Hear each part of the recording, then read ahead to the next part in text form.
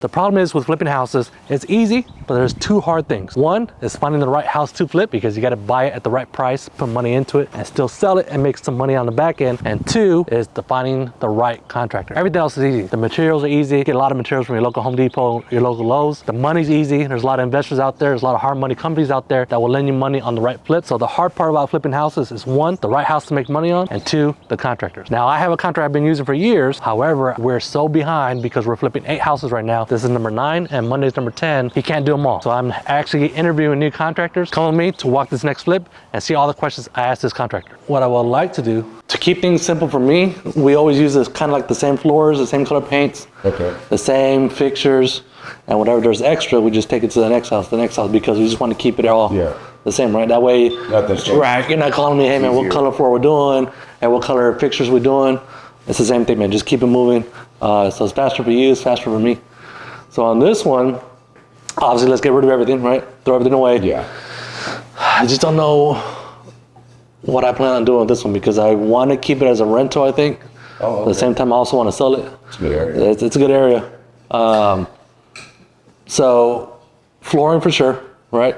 Now the thing is, do we just put flooring on top since the tile's already level, or we break up all the tile? I mean, I always tell people just to take it up, especially if there's nobody here. But of course, it's about the dollar. It's about money, you know. So if you say, "Hey, I don't want to spend the extra $2K or whatever," then cool.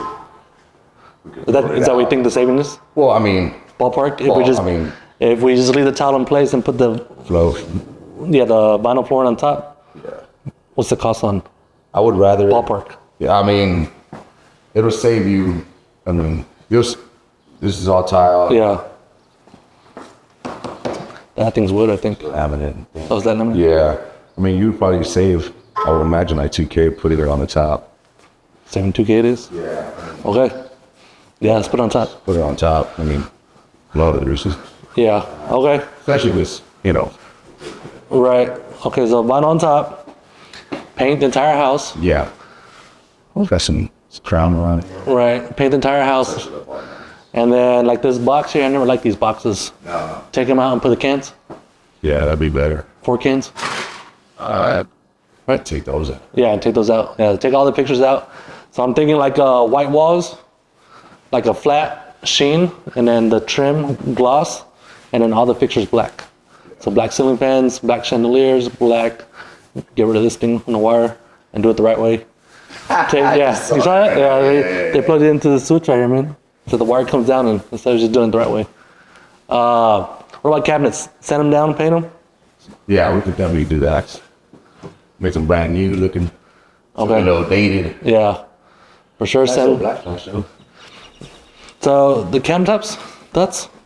I mean, it's there? They're already there. Yeah. I mean, sink needs to get cleaned out, but I mean, stove needs to get cleaned out, but I mean, they're already, you want to save that dollar. Yeah, you can't do countertops too though? No, yeah, we can. Yeah. Want them, for sure. What's like the most cost effective one? Quartz, granite? I would say keep it granite. Granite? Yeah, it gotta be quicker and easier and price wise. Okay. You know, everybody because they're all going to quartz. Yeah, quartz, right? Yeah, quartz with the waterfall. Yeah. Yeah, that's cool. Okay, let's go upstairs, check it out. Now the upstairs, when you put a bid together, that includes labor and materials, or you like to do stuff? Oh yeah, everything. It was like a decent unit though. Yeah. Yeah, decent unit, not too low, but good license. Flooring clean. All right. Upstairs, carpet or vinyl that match the downstairs? You know what? Vinyl be cheaper. Vinyl be cheaper? Yeah, but I mean, carpet always feels good upstairs. You know how that goes for the. I mean, vinyl's cheaper. Yeah, on the tree. And it matches? Yeah. Okay, cool. Well, in that case. You get those for these matching boardroom. Yeah. That's dope. I so backsplashed.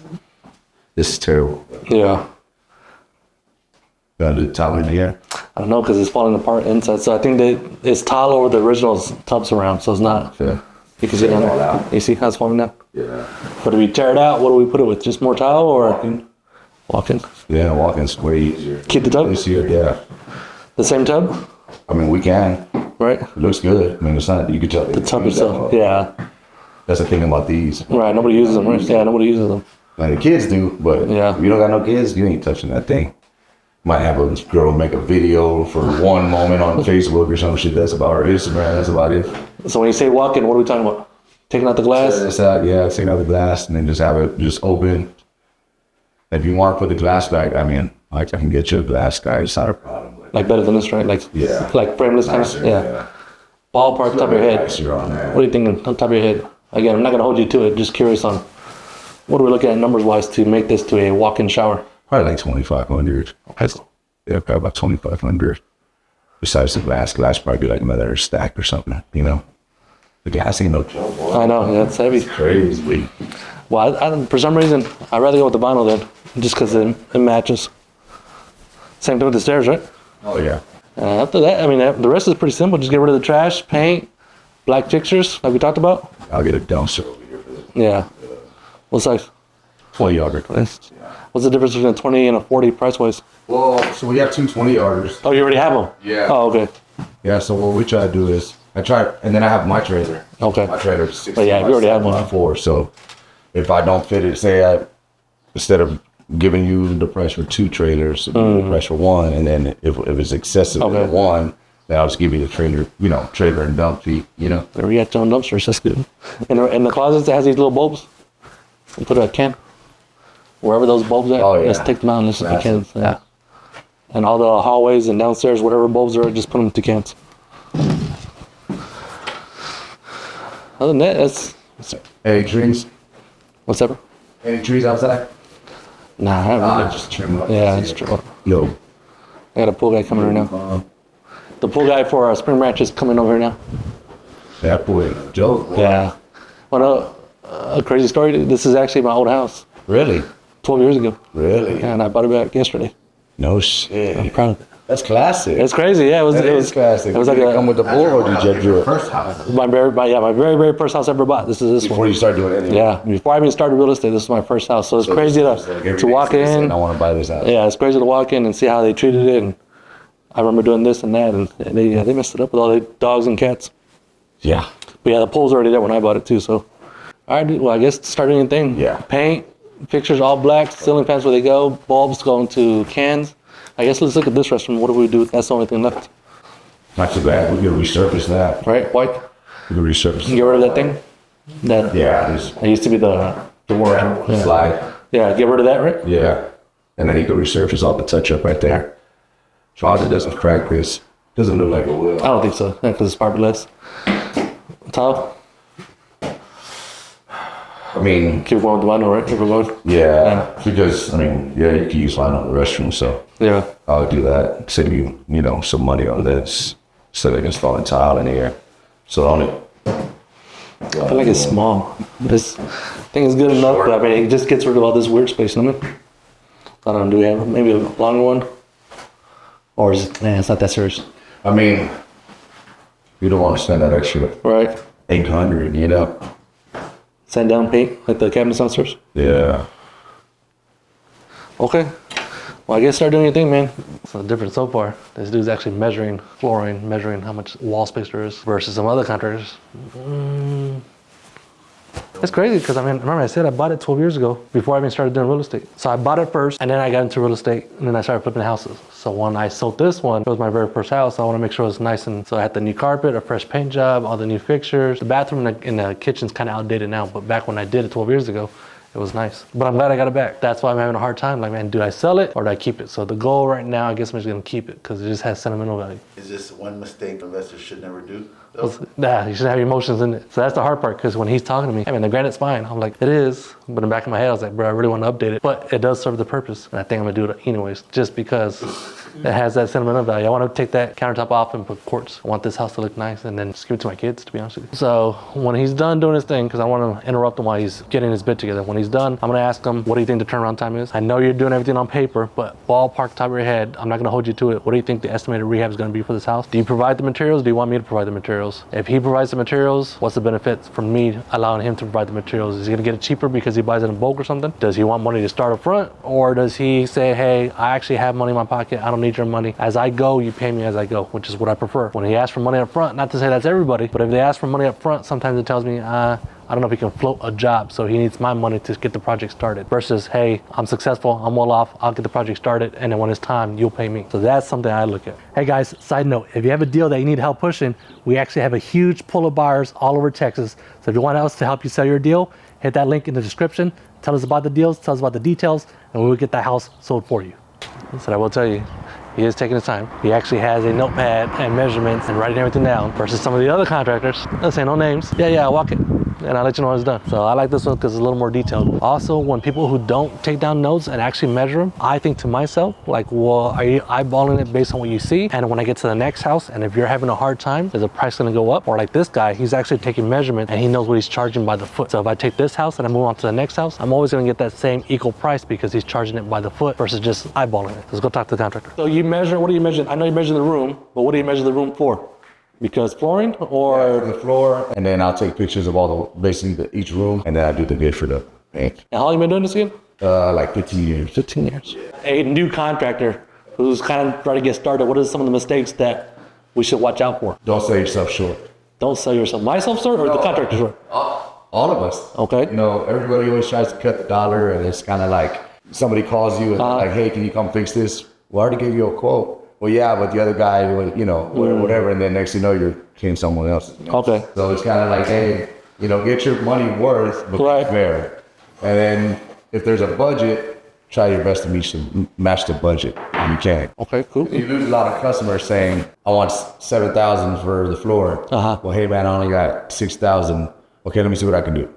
6,300, whatever. Still make some money, customers happy, save $1 for them, and you still make $1. You might not make the full, you know, the full money, but you know how it goes, just keep working. You work a lot with investors or not really? A few, like 3 or 4, not many. Would you rather work with an investor or would you rather work with just a regular homeowner? Well, it depends on the investor. The investor is one of those people that's not trying to hear the dollar on the market, then it's kind of like, hey man, you know, I want to help you out, but I can't sell myself short. The homeowner, and they're like, hey, you know, I'm trusting you. I don't know no one else. Okay, cool, I got you. Okay. So that helps out because it's the relationship. Investors, they're just like, they don't care about the relationships, kind of just, you know. What do you think about contractors who just kind of like just come in here and, hey man, I want this, I want that, and they're like, all right, man, I'll give you a price, and they walk away without notes. Without anything. Yeah, what do you think about those guys? Notes and pictures are very important. And I even do a video like I save it on my Snapchat, just so that way if a customer calls and they're like, hey, you didn't put this in the quote, or I missed something, I'll go back over it and just be like, okay, I missed that corner or whatnot. Just because your memory is great, but at the end of the day, all the technology and the old school pen and paper, you don't really forget when you write down, you know? Labor materials. I would probably imagine like 15, roughly. Yeah. Not even, I gotta measure it up. Yeah, I know, you gotta measure. Yeah. And then, like I said, and the more square foot, the better for us. So we talk it, we'll figure it out. Then I'll give you like the best price we can, so that way you just keep returning. You know how that goes. Yeah. So right now the issue is, like I said, we got 8 going on. This is 9. Okay. On Monday there's number 10. Okay. And what's happening is, I gave all this dude the work, which is cool. He's doing his best, but he can only do so much, you know what I mean? Yeah, of course. So now house is just sitting there, and we're buying them too fast because they're good deals. So I just need another crew or so. Okay. But what I don't want to be doing is, let me talk to the carpet guy, let me talk to the counter. Like, you're just the point contact. Yeah. That's all I need, man. So you said around 15? I would imagine the floor paint for sure. Then the lights and fixtures with the doorknobs, probably a couple of others. A little bit more. So like ballpark, all in, turnkey. Like here's the keys, bro. We're done. Maybe 20. A little more than that, but a little more than that, but okay. So how does the numbers look, right? So let's just say it was 20. How does the numbers work? So you give us 10, knock out all of it, and then you give us the other 10. When it's all said and done? Yeah. That way, it's, you know, it's kind of trust, you know. Yeah. So now that you're doing your thing, when do you think we'll get the quote? Same day, Sunday, next day, maybe. Sunday? Yeah, I would say it was just because it's Friday. You know? Yeah. That's the one thing about flooring, it's carpet. Yeah. I mean, flooring and our paint guys, come Friday. Yeah, they ready party? Everybody's like, shit, let me send this money we just made. And then turnaround time, you think, what, 2 weeks? Nah.